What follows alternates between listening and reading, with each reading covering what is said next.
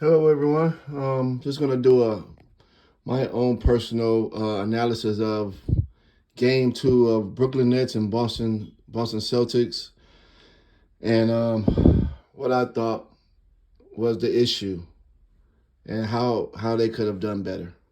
They've been that this whole calendar year. But I'm surprised at how it happened.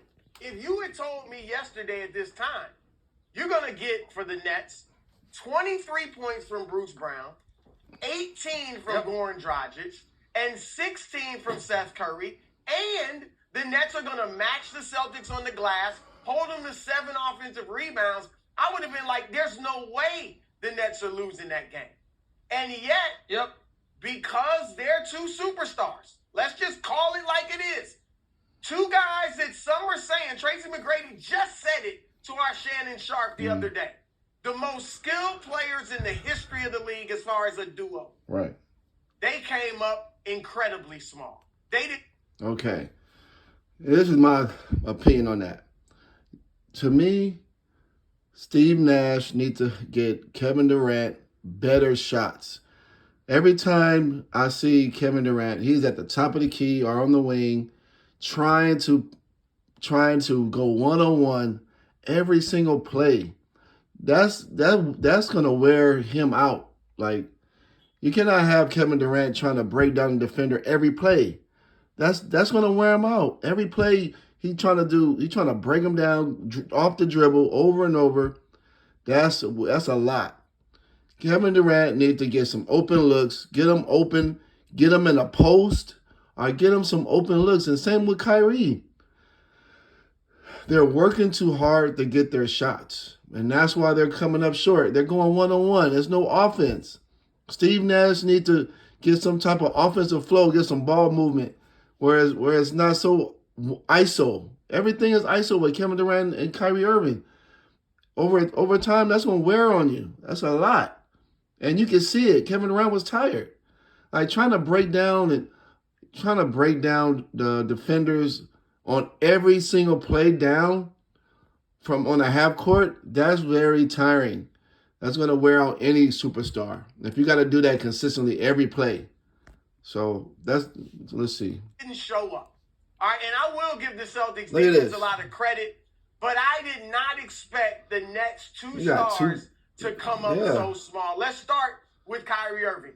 My fear yesterday no offense. Was that he would come out and try to do too much, Nick, right? He's going against the crowd. That's too much. Is he going to go for 50 points and try to shut them up? You see how he's going one-on-one? Kevin Durant right here. My fear yesterday was that he would come out and try to do too much.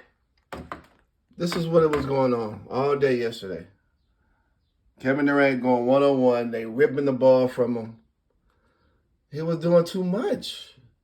You can't have Kevin Durant going one-on-one every time down on half court. Look, then when he drives, they double team him.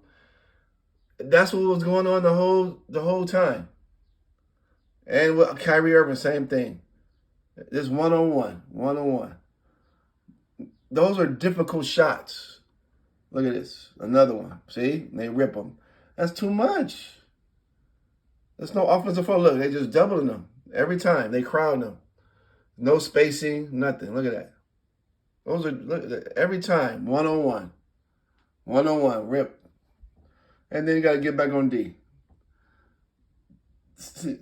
That's too much for Kevin Durant to have to try to break down an opponent every time. See, that's signs of fatigue. And he lost the ball. See? He shouldn't have to work that hard. He shouldn't have to work this hard every play down to get a shot. Kevin Durant needs to get some easier looks in order to be effective down the long haul of this series. He needs easier looks, easier baskets. He can't go one-on-one every play and expect to be effective all the time. That's a lot of work.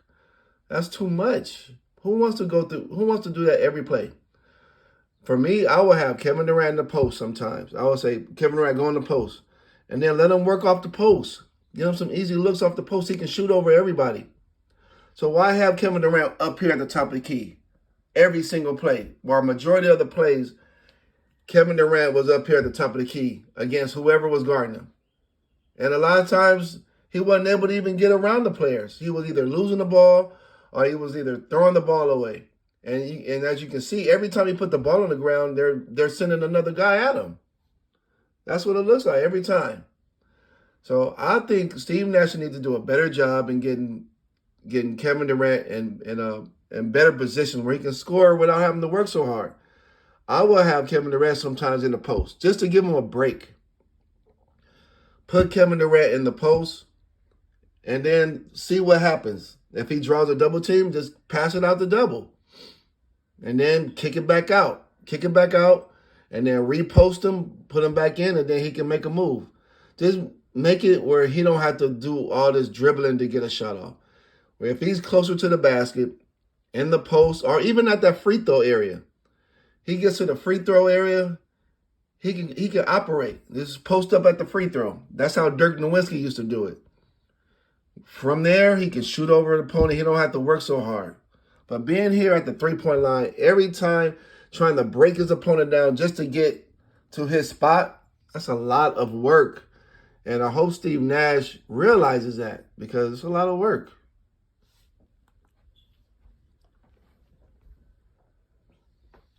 Go. And looks, here it is. That's vintage Kevin Durant. And he misses it. Because they are in his head with their physical defense. No, they're not in his head. That's what surprised me. It's just tired. The fourth quarter, look at this. It's just fatigue. If there were two stars, It's I not in would his have head. picked the two champions to shine in the fourth. Not the two young kids. You picked wrong, buddy. And you see there, they're not in Kevin Durant's head. He just fatigued from all that dribbling and trying to get his shot off. You know, then when he gets open, you know, it's fatigue. Who's worse than that? You're under That's all it Celtics, is. and the Celtics do have a great defense, but this isn't baseball where a great pitcher can throw a 1-0 shutout. This is the NBA. I don't care if you had a collection of the greatest defenders of all time in their prime and put them on one team. 1 for 17 in the second half by KD and Kyrie should flatly never happen. KD had never gone a half of playoff basketball without making a basket. He was 0 for 10. It's because This was a... It's because he's fatigued. It's the way he's trying to get his shots. He's off the dribble every single time. That's going to tire anybody out. And he has multiple defenders coming at him every time he's going to his spot. When he make that dribble, he's dribbling to his spots. They're sending a double team. And that's a lot. So all of his shots a lot of them are difficult. So that's what's going on. Steve Nash needs to figure out a better way to get Kevin Durant better shots, period. Kyrie is a little bit younger. He's able to get his shot off a lot better. But Kevin Durant, he's getting too old to be trying to break down defenders like that every play. That's too much. Get Kevin Durant in his spots so he can operate with 1-2 dribble pull-up. Where he don't have to try to be at the three-point line trying to break down the opponent from the three-point line to get to a spot. That's too much. And I'm looking at that. It's all ISO ball, one-on-one. Swing that ball, move the ball, get some ball movement. Looks like how the Warriors play. You know, the Warriors, they don't hold the ball. You don't see no ISO.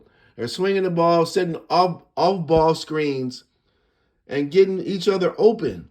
That's how Kevin Durant is more effective, in my opinion. Not every play trying to break down an opponent. That's too much. And that's why in Boston is taking advantage of that. They're seeing that every time he put the ball on the ground, you see they sending another guy to double every time. Every time he comes to dribble, make his dribble move to the pull-up, they're sending 2. So that's tiring. Brutal, unforgivable performance by, again, 2 guys who everybody loves skill. Oh, my God, they're so skilled. Oh, my God, look at all this skill. Production. But they're working too hard for their shots. Winning would be nice. And here's the facts, Wilds. Kyrie Irving, who hit one of the biggest shots in playoff history and has an unbelievable line of box scores in NBA Finals games, has not had a single significant playoff moment outside of round one since 2017. And that's going to continue this year because they're not going to get out of round one. And Kevin Durant had a golden opportunity this year. The 5 best players of this generation in no order: LeBron, Giannis, Steph, Kawhi, KD. You know what they all have except for KD? An unimpeachable title of their own. LeBron in 16, Steph in 15, Giannis last year, Kawhi 2 years ago. And all of a sudden, the landscape's opening up. Chris Middleton is hurt. The Bucks are a little shaky. Devin Booker is hurt. So KD, you got a double-digit lead at halftime to steal home court. Maybe if you have a long playoff run, it wouldn't be farcical for Ben Simmons to come back slowly but surely over the next 6 weeks. Unfortunately, your season's only going to be the next 6 days because you picked a hell of a time for your worst playoff game in a decade. Well, like I said, it's not Kevin Durant's fault. He's having to work way too hard to get his points, and as a result, it's tiring him out. That's it. He playing like that is tiring him out, and until Steve Nash figure out a way to get KD better looks, then it's going to be a tough season. I mean, a tough series. So hopefully they can make some adjustments with their offense, where they'll be able to get better looks on the offensive end for KD and Kyrie.